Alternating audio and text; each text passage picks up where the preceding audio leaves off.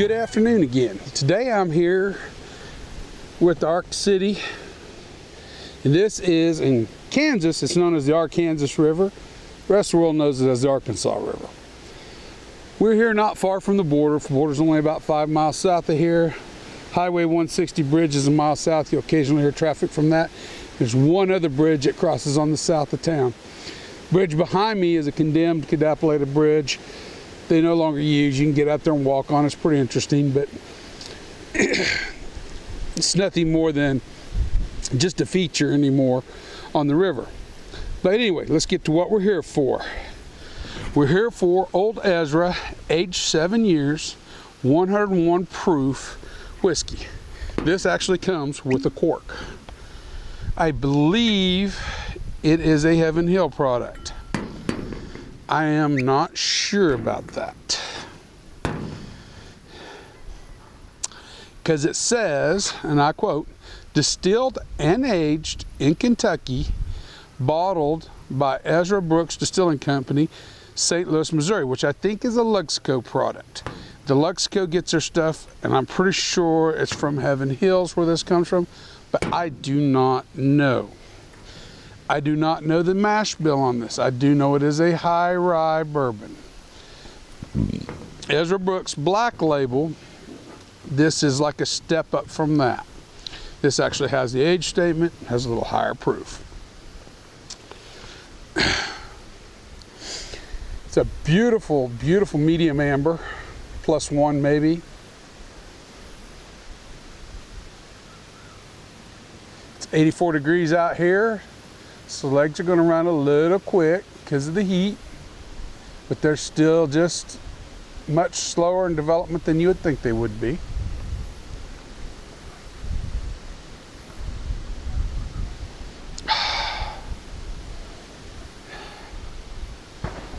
Oh, somebody's shooting across the river. Okay. This one brings more of the brown sugar note. Faint molasses, sweetness on it.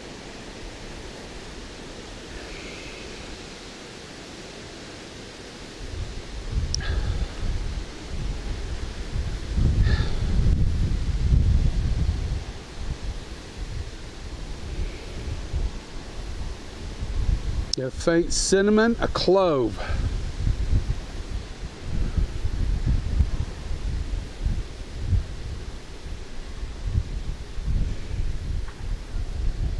That's about all I get on the nose.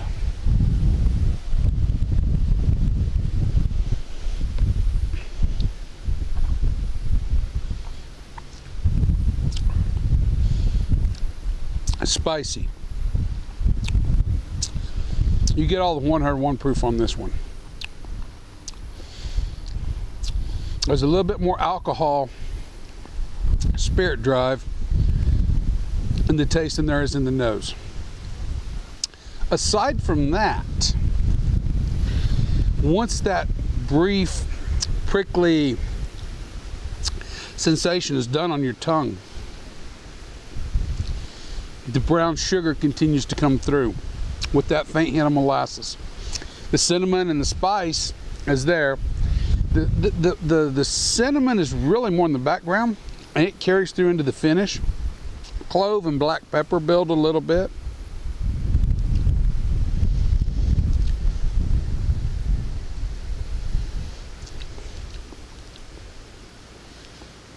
Give me just a second.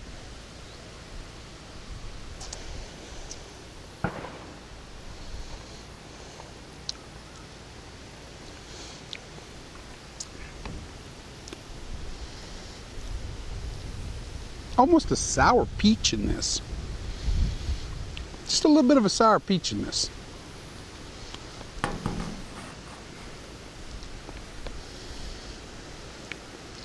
I forgot the water, so we're going to pause right here so I can get water. It needs a little water. We'll try out a little water. All right, I'm back. And then walk to the truck and back to here, and I've contemplated on it just a little bit. There's also a wood note comes through, but the wood note's not real prominent. And before I add the water, I'm going to hit one more time.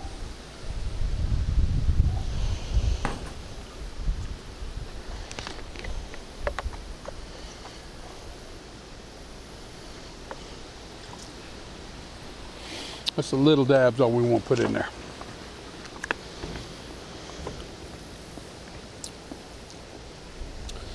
That peach continues, more like the peach skin itself.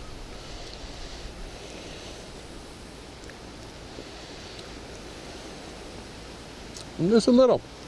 That wood continues, and the forefront of the finish, the wood is there. Then the wood just kind of dials to back.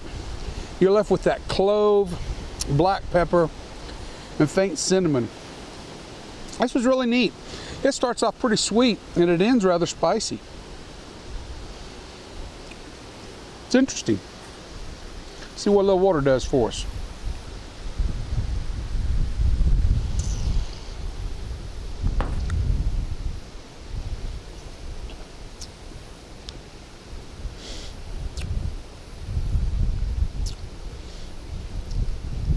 Water really brings out that peach a little bit more.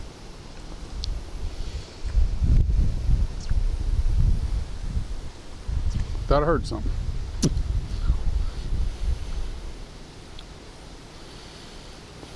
Brown sugar, peach, and then the wood. The wood comes forward a little more. The spiciness is dialed back.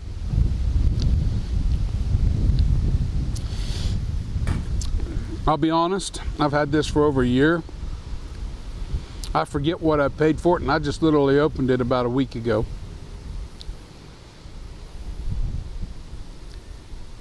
I'm sorry I waited that long to open it. I'm guessing I paid around 20 to 23 bucks for it, if I remember correctly. It wasn't very expensive. Again, another 101. I'm going to call it an overproof because it's over 90 proof.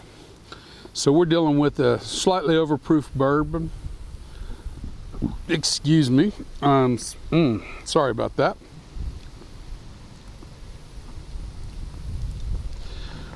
This is different than Fighting Cock, and it's a little bit more spicy. It brings for more of a peach than a banana note to me in it.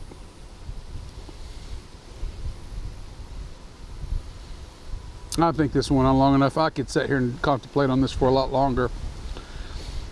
I enjoyed this though. I really do. This is pretty much a treasure. I actually think this is a point better than Fighting Cock. I'm going to give this an 87 out of 100. It's kind of a sleeper, really. I know the company's, I think it's only been around since the 60s, 50s, 60s. If I remember right, the Ezra Brooks was the line that kind of got in trouble for mimicking Jack Daniels, but no, don't quote me on that. I might be confused. There's too many things that's passed through my brain since then. But this is just a spin-off of what they do. But this is a good product. It's enjoyable. Especially if you like that black pepper clove.